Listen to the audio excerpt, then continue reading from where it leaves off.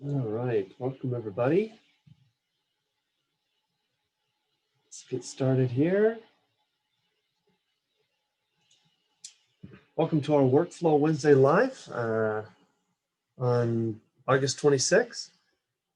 Glad to have you here, and hopefully we can answer a few questions here for many of our users.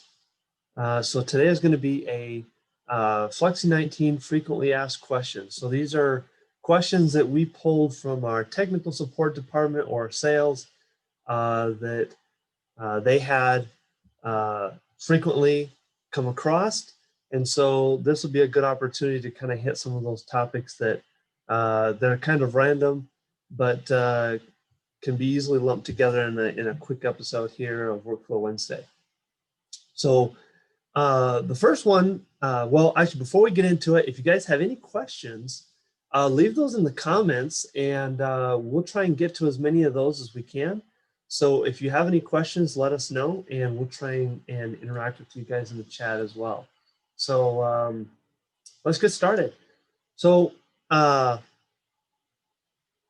first question we want to go over is, just to kind of get us started here, is one that we run across frequently in tech support, but it actually gives us quite a bit of trouble, and we kind of wanted to go over a little bit of this, and it's, can I use a USB serial or USB to parallel port adapter with Flexi 19 and Windows 10? This question we do run into quite a bit, users trying to get their older devices to be connected to our software. One of the things that, and if you're wondering what those look like, I've got a good example here that we can show. Let's go ahead and pull up Flexi, and we'll have that in the background. So this is, when we talk about a USB to serial port adapter, we're looking at something like this, or a USB to parallel. These COM ports, is what they sometimes are also referred to as, can be tricky to get communicating with Flexi in the newer operating system. One of the reasons why is because as Windows 10 starts to become more and more prevalent, and it starts to put out more and more updates, we find that support for these devices is dwindling. So it becomes more and more difficult to get these kinds of devices to work.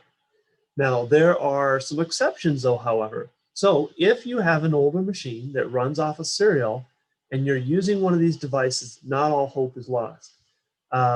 You technically still can do it. We do support the style of connection to a certain degree. One of the things just to remember though is it's kind of a trial and error. And now that Windows 10 has come along, I would say our success rate is less than 50%. So, just know that coming into it, this might be something that's very tricky to do and get working.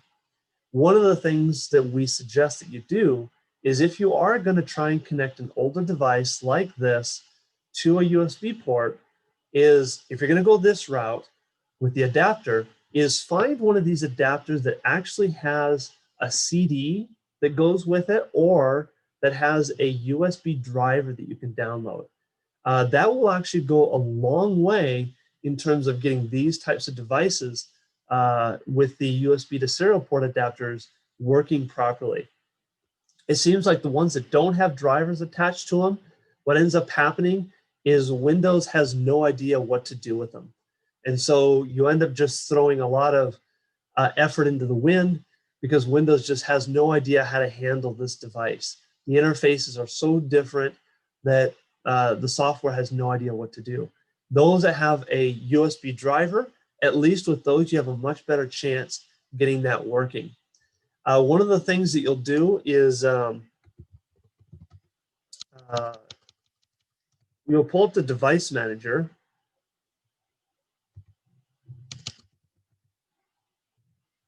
There we go.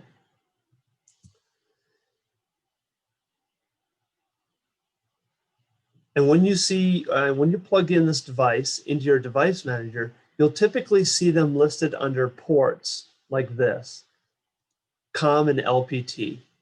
And so you'll have some kind of a COM1, COM2 listed here. And so if you can get that to be recognized within Windows, you stand a much better chance of getting that to work. So what happens if this option fails? Well, this happens to us frequently. We get to this extent, even with the ones with the drivers, sometimes what can happen is these still will have issues. And so what's the next step after that? Well, if you're still looking at trying to connect a device, the next step forward is to try and grab what we call a PCI Express expansion card. And let me pull an image of that over here real quick. So we've got an expansion card that looks something like this. So this obviously is not going to plug into a laptop. So you'd have to have a desktop PC with an open PCI Express slot on your motherboard. And you'll plug this in and it gives you either connections for one or usually two COM ports. Again, we want to stress that if you do go this route, you do want to do your research and find out which ones seem to work best. And the ones that have drivers are typically the ones that work better. And so if you do get one of these, make sure that it has drivers that help Windows identify what this card is and what it's doing and how to communicate with it. Again, once you get this connected and the drivers are all installed, we can go to our device manager and pull up our COM ports, and you would see it listed here. So that's just a kind of a quick rundown of what we would suggest to do if you're considering connecting an older device that has a COM port on it to Windows 10. We always do want to tell you and kind of warn you ahead of time, though, it may not work. There have been some times where we just can't get a device to work, despite whether we're using this kind of a connection, direct connection, or a USB to serial. It just doesn't seem to want to work. And if you're absolutely needing to use that machine, you may consider getting an older PC with maybe Windows XP or something on it that has more support for this kind of connection style. But then again, not all of our newer versions of Flexi support that operating system, so you're kind of out of luck there too. So what's happening here is the divide between these style of connection types is getting larger and larger. We still support those types of connections in our software. A lot of the problem, though, comes from Windows dropping support for those types of devices. And so that's where some of this kind of stuff becomes really difficult to get going. So that's probably one of the interesting ones that we usually get in terms of Flexi. Again, if you're just tuning in with us here, if you have any questions about Flexi, it doesn't have to be related about these topics that we're going over today. If you have those, throw them in the comments and we'll be happy to answer those for you as well. We're just kind of doing a frequently asked questions today. So the next one that we kind of get frequently is, what happens if my grays are printing pink, or they're printing bluish or purple or something like that? This actually is a fairly common question. Grays are one of the more difficult colors to hit, just because if you oversaturate in one color or another, it can very easily shift on you. One of the things that we might suggest is, depending on the color of gray that you're using, if you are using a cool gray or a warm gray, which is essentially a mixture of CMYK. So it's a mixture actually of just CMY, so cyan, magenta, and yellow. Typically, if you're using this kind of color mixture to create gray, what we end up looking for is making sure that you have the correct balance for your profile and everything. So if you have a gray that's using CMY only, then you want to make sure that not only is your color dead on, but you also want to make sure that your profile is dead on. If the profile is off in any way, shape, or form, then what can happen is those types of cool grays and the warm grays can very easily shift. Now, if you don't have access to the ability to necessarily get that particular type of setup, so to change or make profiles, then you may just consider just coming into the color itself and making some adjustments to tweak the color visually one direction so that your printer will print it a different way. So this may be, in this particular case here, we may want to adjust our magenta or our cyan back a little bit, or, and a couple percentage points can go a huge way. So that might be one way to troubleshoot a gray. Another way is if you're using, you could go to using a pure black for your ink set. So if we switch this to 100% black, and let's say we are already using a percentage of black. So we're using, let's say 35% black here. We can say, well, what happens if I'm already using black as my ink and I'm using 0 of everything else and it's still coming out purple? Well, then what do I do? Well, that's actually a really good question. So in our software, we have, if we click on our rip and print here, it's going to open up my production manager, so do it just a second. But we have an option for what we call pure hue. And that pure hue is going to be what we decide, or to help us in some cases with colors like grays that are tending towards the purplish or the bluish or the pinkish color. So we've got this color gray here, and I'm going to pick my Muto here, and let's go to our color correction tab. And let's say we're getting some bad prints out of this one. This gray is not printing out really good. What we can do is we go to our color correction tab, and if use color correction is set, I can say color settings. And this will bring up this window here, and I can choose rendering intent. And when I choose rendering intent, in this case, there's only vectors in this file, but if you had text, gradients, or bitmaps, then they would also show up here, and you can individually choose the settings for each. And I can click on pure hue. Now, what is this pure hue? What does it do? Well, here's what happens, is sometimes your profile is causing a problem where when you decide to print a color that only has black in it, it for some reason thinks that it needs to add a little bit of another color. And so if you see a little bit of a spackling or of other colors, or if you start to get a little bit of a hue to it and you're only using black ink, then this is where you can come in here and I can say, turn on the pure hue for black and gray. And what this will do is this actually turns the color correction off for these two colors.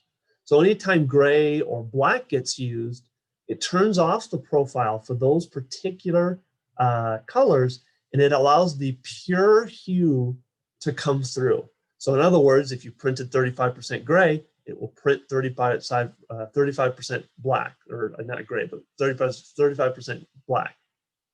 So that will eliminate some of those other colors getting in there based on the profile interfering with it. Again, now that is, if you're having those kinds of issues, usually that's a problem with the profile in the very base sense. But if the profile seems to print overall decent, it's just when you go to print a 50% black, then and you're still getting a tint to it, you can come in here and you can choose these options in your pure hue. Again, to get there, the way we do this is we go to our rip and print, we go to our color correction tab, we hit color settings, we go to rendering intent, and then we hit pure hue. And then we check these boxes and hit OK. This will help us a lot if you're getting that specific issue with your printer and your colors. So those are a few options that you can try and see. Ideally, if you have all the equipment to do your profiles, this is typically not going to be a problem because all of your colors are equally balanced. And so if you can get a very good gray balance from a profile, usually this is not an issue.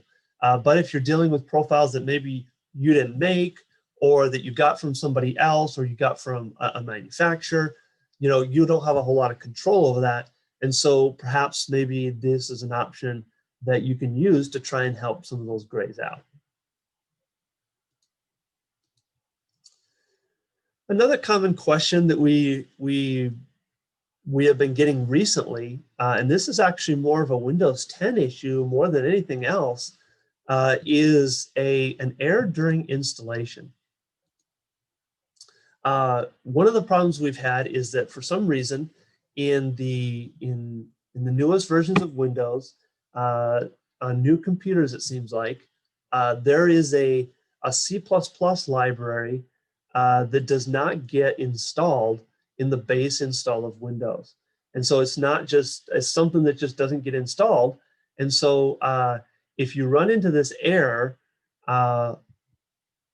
when you're installing the software, and we'll zoom in here a little bit. It's a Microsoft Visual C++ runtime library error. If you get an error that's similar to this, and you run into this problem, this is actually a Windows doesn't have the correct Visual Studio C++ runtime library installed. And so typically this has not been a problem up till now. For some reason, this has been affecting some of our installs. And so what we actually do is we actually have a link.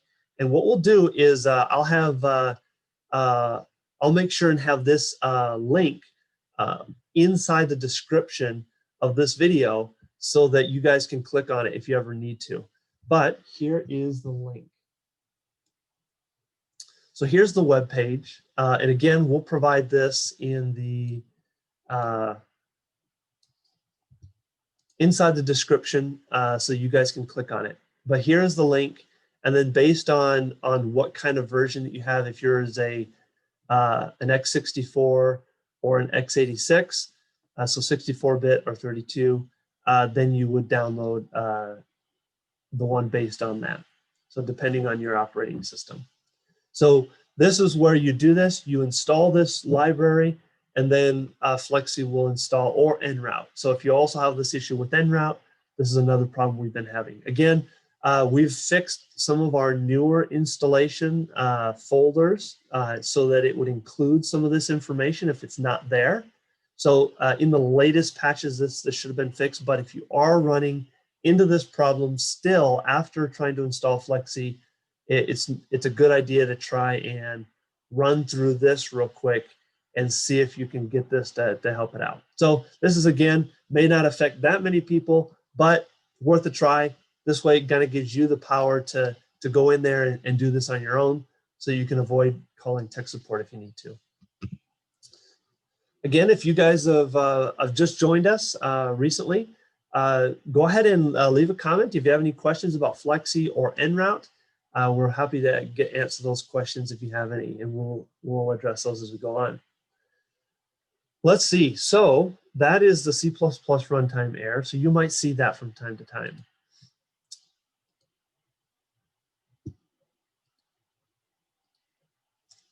Up on our list as well is how do I get the Send A Versaworks option to show up on my subscription or on my Flexi software? This is actually an interesting one because depending on what version you run will depend on the steps that you take. So let's just kind of start with one of our older versions of Flexi. So if you have Flexi 12 or Flexi 11 or a different, one of the builds of Flexi 12, or even one of the very early builds of Flexi 19, you might run into, when you install the software, you might get a message, or you might not get a message, but you might have the option for your Roland Versaworks are not up here, which are these buttons. And this also applies for your send to raster link and send to Onyx and things like that. If you're running an older version of Flexi, then you actually have to have that option enabled on your software in order for it to appear. So that would be something that you would contact our customer service, and they would actually add that to your account or to your software. And typically that's a free option. So you can just add that to the software, and then we simply have to add it manually to the software, and we'll show that here in a second. So if you're using an older version, you first have to call customer service, and they would add that option to your license, and then you should be good. If you're running version 19 or you're on a subscription, both of those versions should already have that option preloaded into the software. So you shouldn't have any issues with calling customer service and having to get that option added because that is actually already built in. So we've actually just went ahead and added all versions of Send to Versaworks, Send to Rasterlink, Send to Onyx have all been added to the licenses by default. Now, here's the tricky thing. Sometimes those options don't actually appear. So if you have an option that doesn't actually appear, then this is what we're going to do next in order to get to that. So I'm actually going to open up a folder here. Here's where you're going to go. We're going to go to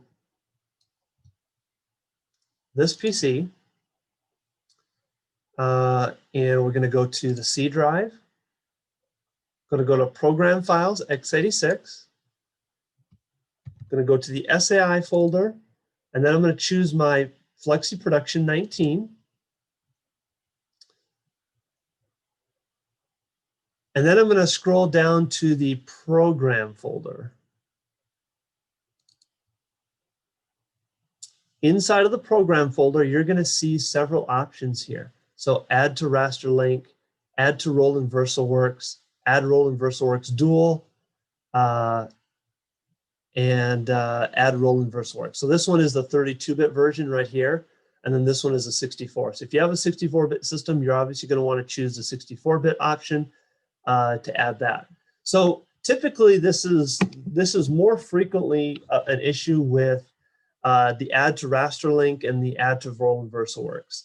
Those are the two that typically we find that are the most ones that don't appear. So now we're at the point where if you're on an older version of Flexi and you called customer service and got that added to your license, then this is where you want to be in this part. The next step is to come to this folder.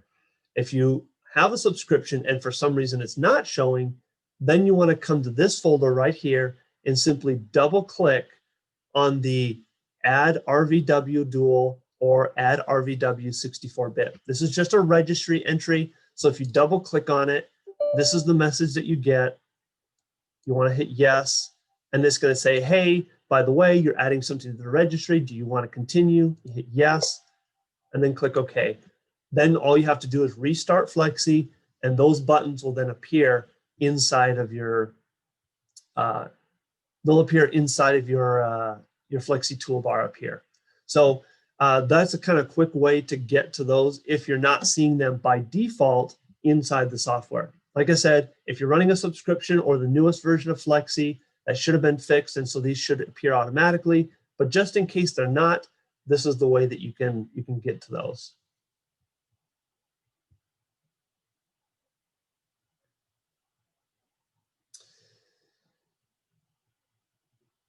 Okay, we did have a question. Yes, looks like when is the next build service pack due out, please? I think, yeah, and looks like we had our moderator there answer that, but I kind of wanted to voice that out here in the video. We're sending that out next, is scheduled for next month. So we should have one coming up here very, very soon. So keep an eye out for that. And actually, you know what? That's actually a really great follow-up question. If you want to know exactly what date that's coming in, you can also check. Well, we don't know the exact date, but if you want to check and see as the days go on what's going on there, all you have to do is go to your SAI Cloud account. Let me pull this window over. You go into your SAI Cloud account. So you go to saicloud.com, you log in, and you look at your subscription, and you look at the build number right here. So currently the active build number is 3260. And so if this ever changes to a different number above 3260, then you know that the new build is out and you can download and install it. And so that would be a really great way. And in fact, if you want to have some instructions on what the best procedures are for getting the new version installed, if you go back to our playlist for Workflow Wednesday and you go into the previous frequently asked questions that we did, we actually address how to do installs or how to do updates on Flexi if you're doing a fresh install or if you're doing an update.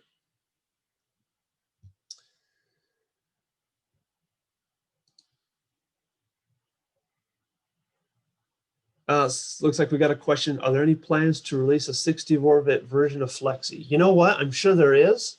I don't have a timeline or anything like that for that particular thing. And even if I did, I probably couldn't say. But I'm sure we are. But keep an eye out for it. It may come soon. That's all I got for you. But yeah. I'm sure at some point we will get it going, because we already released a 64-bit version of the production manager. So my just assumptions would be that direction as well. Let's see here. Good question. So last one that I had on my list for today was going to be transferring a license to another computer. Now, this doesn't seem like, this is one of those ones that kind of gets asked a lot. It's probably one of the most asked questions we get in tech support is licensing issues and transferring licenses and things like that. So what I wanted to do was let's just walk you through the process of how to transfer, remove and transfer a license to a new PC. So here, what I'm going to do is I'm actually going to shut down my Flexi. Go ahead and shut down the production manager too. We'll close this window here.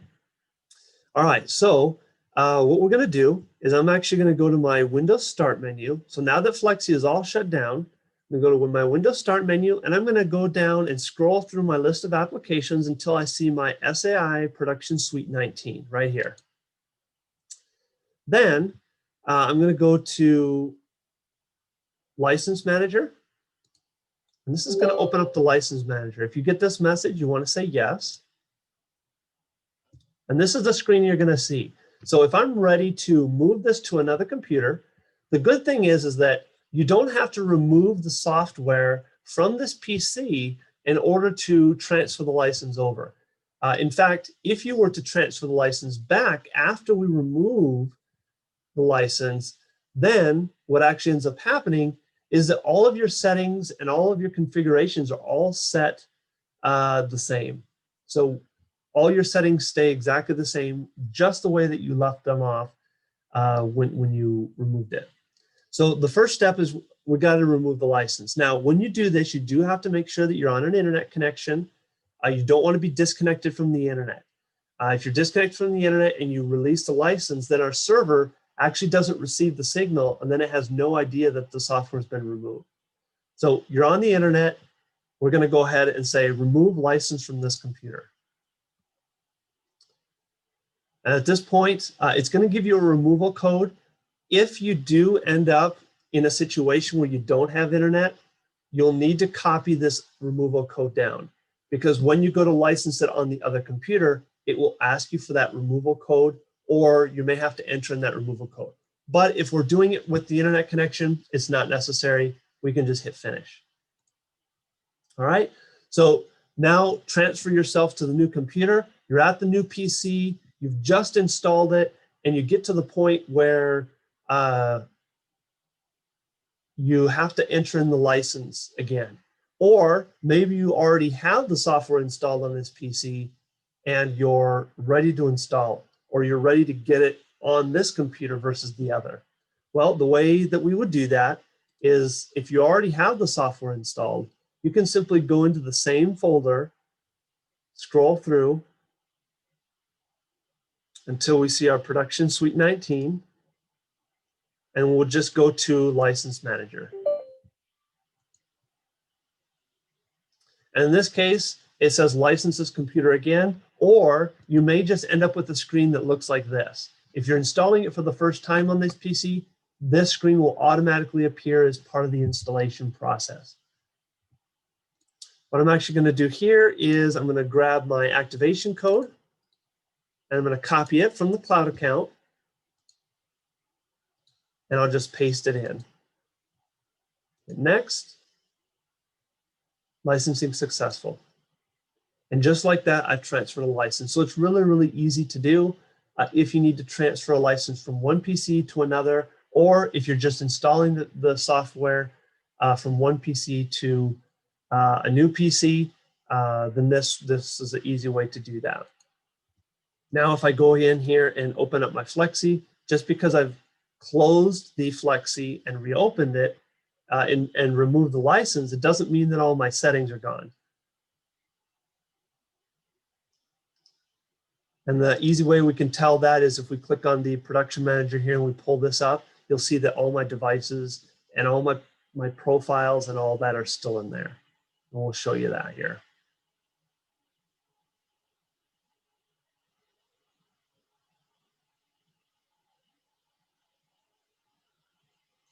There we go. So all my devices popped up. I've got all my jobs that I had sitting there. They're still there. In fact, if I go to this particular Muto that we were working on before, and if I go to the default job properties, I even have my profiles still in here as well. So all my profiles and everything are all still in there, just the way that I left them. So really easy way to take care of that. So those are 5 quick and easy things that we wanted to go over today and just address. Last call for any questions. If you guys have any thoughts or any questions about Flexi or had anything that you ran into that you had questions about, go ahead and let us know real quick before we finish up. But these were just 5 things that we've run into recently in Flexi and our tech support, and we thought it would be a good idea to kind of address some of those and just say, hey, you know, if you're having these kinds of issues, this is a really great way to solve those problems and kind of give you some hints and tips and tricks to kind of get through Flexi so that if you do run into those problems, you have more power in your own hands to kind of get something done quickly so that if you run into this, you don't have to call support, you don't have to sit on the phone or whatever and things like that. Although our support is there for free and it's great, you know, just the fact of you having to sit there on the phone and calling somebody, I hate being on the phone, whether it's great tech support or not. It's just, you know, it's always a bummer when you have to call tech support. So if you can solve it yourself, we like to empower users to be able to do as much as possible on their own. And then again, if you're looking for that C++ error, I will get that link in the description here so that you guys can click on that as soon as the live stream's over.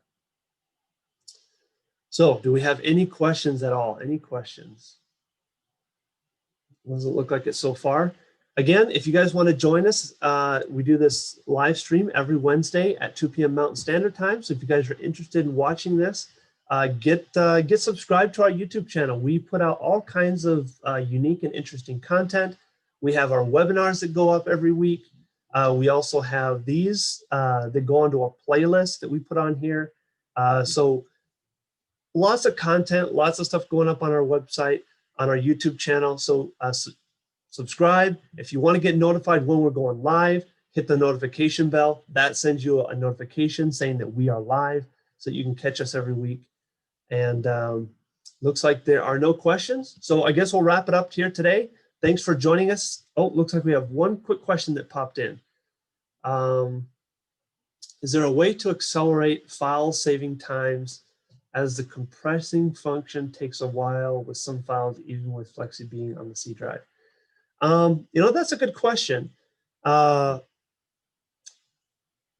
a possibility that if you have a standard spinning hard drive, that you might be able to get, if you get an SSD, that might help a little bit.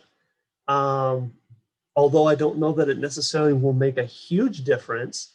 But unfortunately, no. Once the file gets, if there's a lot of items that it needs to compress, sometimes the best thing to do is just either break apart the file if you need to, or it's just going to take that long. That does bring up a good question, though. If you are saving to a network, typically it is faster to save to the C drive. So if the file is extraordinarily large and you have a network, it might actually be better to save to the C drive and then copy it to your network separately. So if those of you out there are doing that, that might be a little tip for you guys. So, but no, not a real way to increase that save time necessarily. And hopefully once, if, when we go to 64-bit, hopefully some of that will help. So, as we, potentially get closer to that, I mentioned this before, I don't know when that or if it's coming, but if it does, then that would help that later on down the road, but that's obviously not an immediate fix. So, all right, glad I had to have you guys here today. We're going to wrap it up. Have a great week. Join us next week for our Workflow Wednesday. Happy to see all you guys here. Enjoy your week and have a great one.